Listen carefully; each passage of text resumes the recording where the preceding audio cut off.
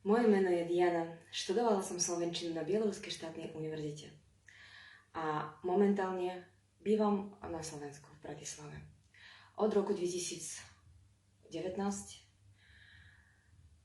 som sa presťahovala v Bratislavu na Slovensko a navštevovala som Bielorusko občas. A naposledy som tam bola až pred rokom. A chcela som ísť domov rovno pred tým, čo sa teraz v mojej krajine stalo. Rovno pred týmito voľbami.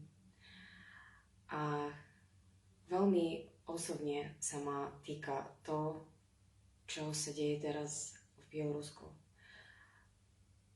Lebo to sa deje s mojim národom.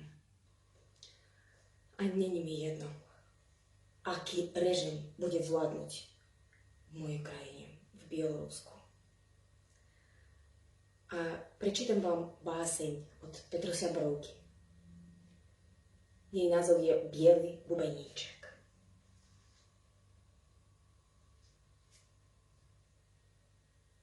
Metelica zlostná, metelica zlostná, metelica zlostná, víri v šír a v diaľ.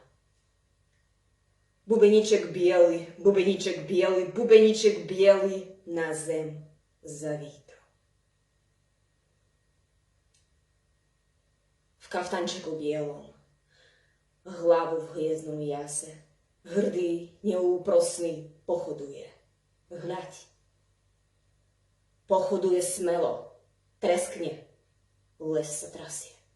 Treskne, zdunie sosny. Treskne, puká ľad. S bubnom zvonom do tmy sa tu poneviera. Drsnou bradou pichá líca. Zas a zas. Strašný, neúkrotný, rukou dlhou. Ohňom na tvár dýcha. V januári